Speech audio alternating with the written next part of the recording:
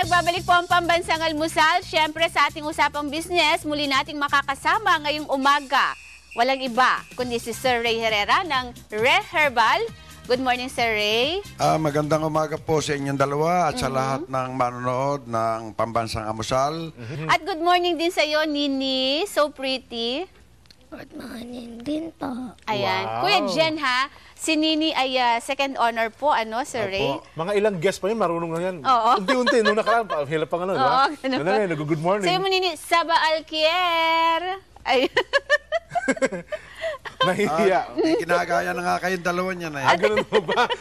Kaya nga sabi ko nga, sinasanay ko para nasa ganon maging newscaster din. Ayun, pwede. Malamang mawalan trabaho si Eden pag... Baka ano na ako noon, retired. Ayan. Kaya pag-usapan natin Opo. diabetes. Ang diabetes po, alam nyo naman, sobrang asukal o sugar sa katawan. Sabi nila, panghabang buhay na sakit. At sabi nila, ang diabetes hindi nakakamatay pero nakamamatay ang komplikasyon. Sige po. Alam po nyo, nung araw, yan din ang naging karamdaman ko. Hanggang sa nagkaroon po ako ng lymphoma cancer. Ang pinagsimulan ko lang po ay high blood lang ang sakit ko po noon, tsaka diabetic.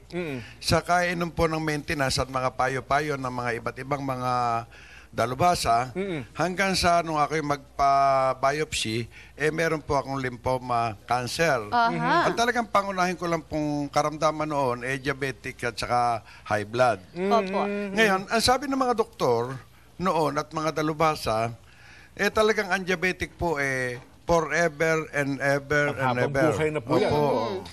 Ngayon, hindi ko naman po sinasansala ang karunungan sapagkat ang akin lang naman po ay karanasan. Mismo sa sarili kong katawan, naranasan ko po na ang sakit na diabetic, meron na pong lunas. Ayun.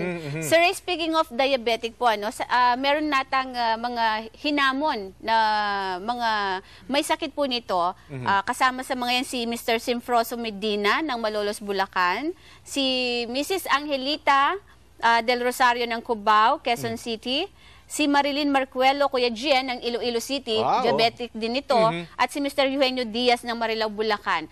Ano po ang naging epekto sa kanila nung pag-inom nila nung Reherbal? Alam po nyo, yun po ay sumali po sa isang challenge na, kumbaga, inilaban ko ang aking dignidad at ang aking nalalaman sa pamamagitan po nung pag-inom ng herbal, na sila ay mga puputulan na po ng paa, at kung kayo may alinlangan, bibigay ko sa inyo address, telephone number, kayo na po ang kumausap mamaya, sapagkat sila po ay hindi na naputulan ng paa, sa kabila po nung sinasabi na sila ay puputulan ng paa, amputation na tayo, sabi kang banyaga. Kare, bago nyo na ikwento, bakit pa nagsimula ang hamunan? Ba't ba nahamon kayo? Manyari po, maraming dalubhasa na hindi naniniwala na ang diabetic, nagkakaroon ng lunas. Ang sabi ko, kung ako'y kukuha lamang ng isang bagay na sasabihin na, halimbawa, nag-i-insulin o kaya ganon, mainom yung may proven na bulok ang paa, na yan kapag hindi bumababa po ang blood sugar, hindi po kayang malunasan yan. Tama kahit putulin pa ng putulin yan, sugat pa rin. Ayun. At pero nung ganyan, kalimitan po kapag ang tao yung na-amputate, mga 2-3 taon, namamatay din, Opo. Nangyayari po yan. At marami po, ayan, pwede nyo mga kontakin yung mga number na yan, at pinakikita namin at pwede na ilaban ko ng putulan ng daliri. Ayun, daliri naman ngayon, ha? Daliri. Pag ulo kasi, baka hindi na ako makapagsalita. Totoo po naman yan. Ang totoo, ganito yan Nilaban ko ang aking dignidad sa isang paligsahan challenge na kumuha ng 10. Pag may naputulang isa sa 10 na puputulan ng paa, magre-resign ako sa bilang herbalist at magtatanim na lang po ako ng kamote sa amin sa Bulacan. Nabanggit yun dati, Karay, tila yata isa pang broadcaster ang humamon sa inyo. Opo, at talaga pong hindi naniniwala na ang diabetic magkakaroon ng lunas. Ayun. Kaya nga doon nag-umpisa yung slogan na walang gamot ang kamatayan, may lunas ang karamdaman. Ang diabetic kay karamdaman, may lunas yan. Kapag may katanungan, may kasagutan. Siyempre po. Pag may problema, may solusyon. Tama. Kailan ho ba ito nangyari? Year 2000, 7, 2008, 2009, 2010, 11, Opo. 13. Ayan. Nang matapos kami sa 13, year 2013, hindi lang libo-libo ang natulungan po ng King Herbal. Opo. Kaya nga sabi ko, ayan, pwede kayong tumawag ng isa riyan sa aming ipinaplag. Opo. At nang makausap nyo, nang malam po nyo na ang sinasabi ni Carrie Herrera ay may katotohanan sapagkat ang diabetic, ang sabi nila, forever and ever. Samantalang ito, 90 days, wala pang 4 months. Dati ginagamit ko salita yung forever and ever. Sa kasalang 4 months puwata yan na. Opo. So, Di ba? kung meron mga taong nanonood at nakikinig ngayon, ano ha, at sila ho'y due for amputation, mapuputulan, ano po ang panibagong hamon na pwede natin sabihin sa kanila? Ako po, humahamon sa mga puputulan ng paa, galing muna bago bayad.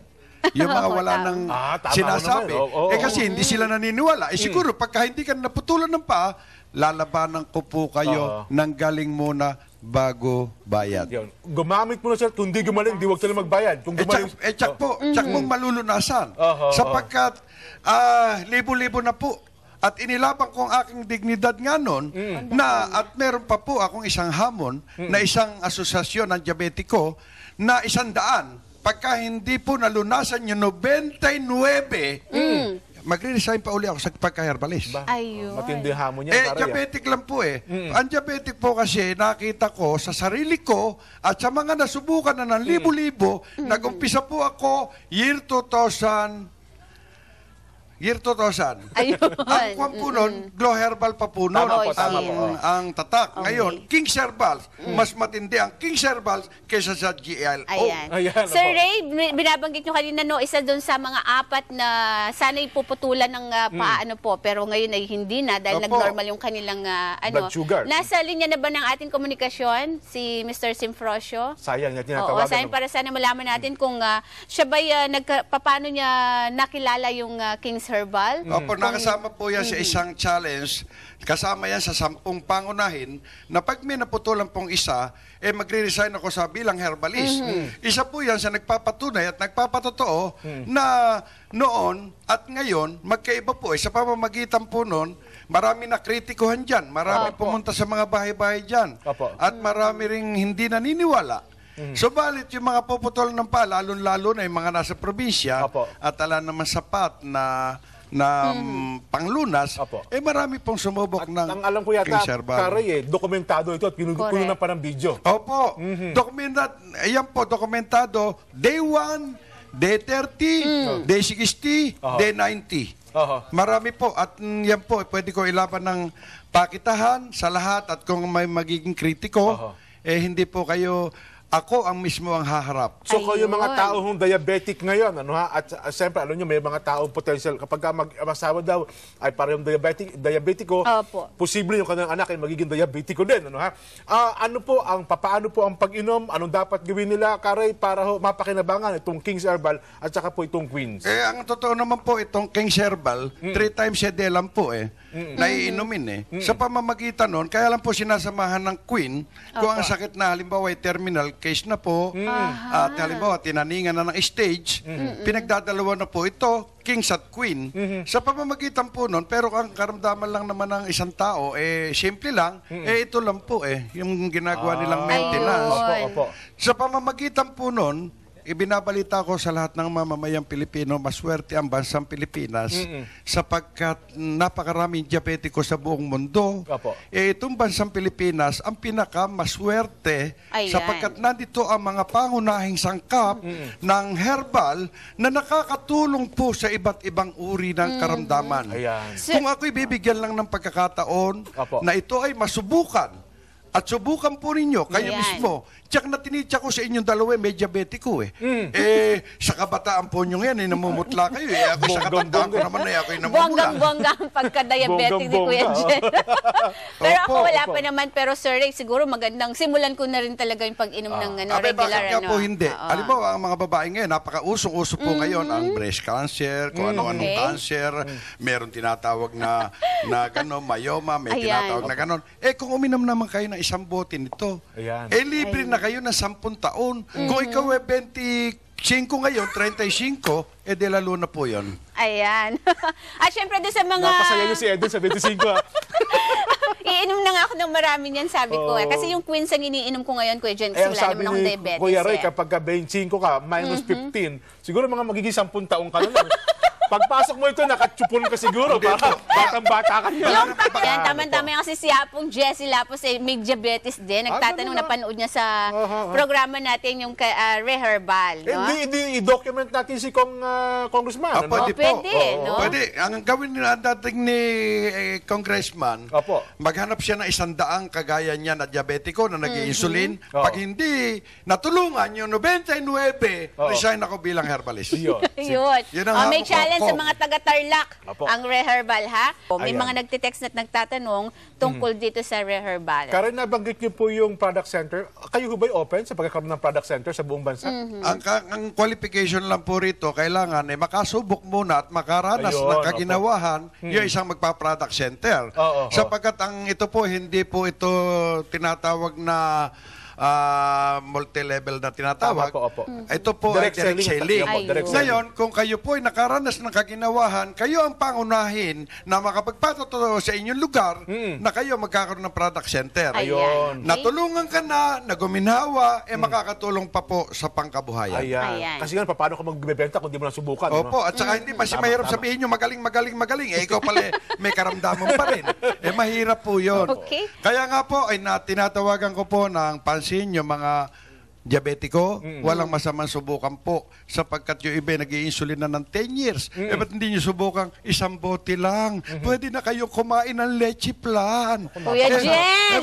Napakasarap pa naman ng leche plan. Ano? Isang bote lang ang iinumin nyo. Manawawala na yung karamdaman mo. Ikaw pwede na kumain ng leche plan. Wala nang grabe. At higit sa lahat, magiging romantiko ka pa. Yun, no? Yun, no?